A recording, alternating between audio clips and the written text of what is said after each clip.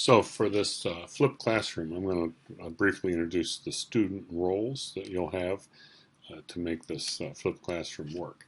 So what a flipped classroom means in our terminology is to have short pre-recorded lectures that are going to allow us to be more succinct and focused in the actual delivery of material.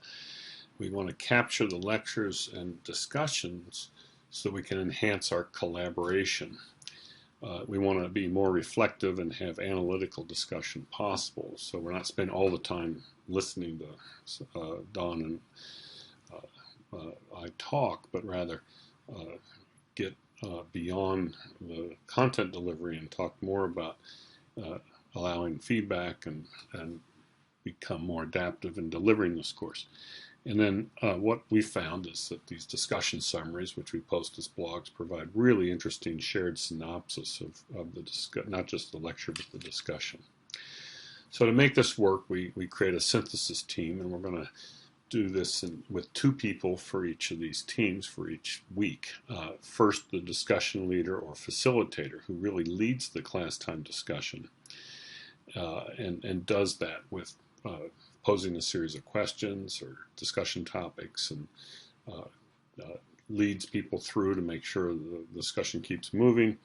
And then a rapporteur and author who takes the notes and then captures the discussions and then writes that into a blog. So each of those I'll spend a little time. So what the team needs to do is prepare by looking at the video, watching the videos, reading the background materials, and familiarizing yourself with the various issues, the vocabulary, develop the questions and discussion topics, and solicit that from the other students as well. Sometimes you could use a SurveyMonkey if you'd like to rank and prioritize those discussion topics. And then actually lead the discussion. It's actually quite important to do that by soliciting input. You can often work with your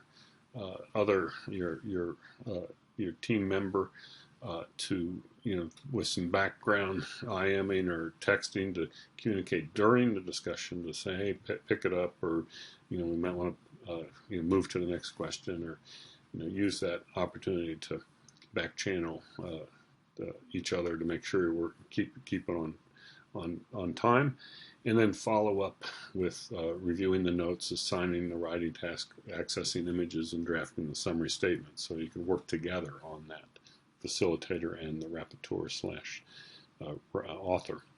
So let's just talk about those roles. And these are important roles. These are important things to do as we feel to be a facilitator is an important role in doing good science for environmental management.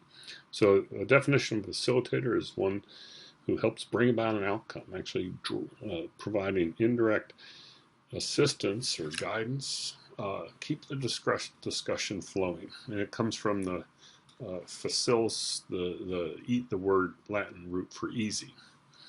And support everyone to do their best thinking and practice is a good definition. Encouraging full participation, promoting mutual understanding, cultivates shared responsibility. By supporting everyone to do their best thinking, a facilitator enables group members to search for inclusive solutions and build sustainable agreements. So here are some tips. Do your homework, come in prepared. Encourage interactions with all participants. Keep track who hasn't said anything and solicit input from them if they haven't. Keep things moving. Establish what we call a parking lot. Those are issues that we don't want to fully discuss at this particular time, but they're relevant and need to be addressed at some point. So establish a parking lot and make sure you come back and revisit that. Stay objective. Don't get engaged in arguing with anyone as a facilitator. Summarize throughout the discussion. Provide input. Stay in control. Don't lose track. Definition of an author.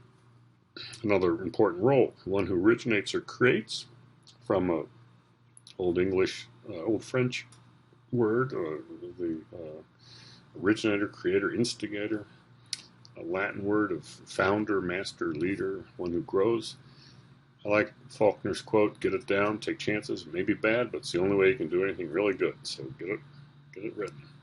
So some tips on being a good author: outline your major points. For the first draft, don't get it right, just write it, and then go back and edit and review it.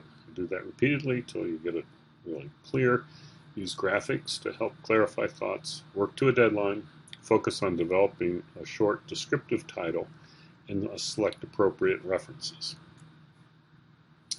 To get to be an author, you got to work off of good notes, and that takes on the task of being a rapporteur. And a rapporteur is someone who gives reports from the French rapporteur, bring back. So they say an elephant never forgets. Well, you're not an elephant. Take notes constantly. Save interesting thoughts, quotations. The medium doesn't matter as long as it inspires you. So you got to be a good listener and write it down. Some tips for note taking: think before writing. Don't write down everything. Don't try to do word for word. Use keywords, short phrases and bullets, not full sentences. Focus on accuracy. Leave white space so you can fill back in. Keep it short. If you miss something important, ask. Please repeat. Review notes shortly following the session, so you can, because while it's still fresh, you might not be able to understand a phrase or even decipher your own writing. It's a chance to go and correct that. Listen carefully and pull out the main ideas. So we pull these activities together: the facilitation, the rapporteur, the writing, to form a blog. And here's an example of some of the blogs that previous students have done from this course, previous version of this course. Good title and a series of thoughts with references, and then images, at least 1 to 2 images, 3 or 4 are ideal for each blog. And you can go back and look at many examples of course blogs on the Ian website. We're going to list the people contributing to this as the first author and a second, maybe even a third author for these blogs, and we'll put that in associated with the blog. So these are the logistics of how to do that. We'll talk about separately, but this is the real key thing to these life skills we want you to learn about being a good facilitator, a good rapporteur, and a good author.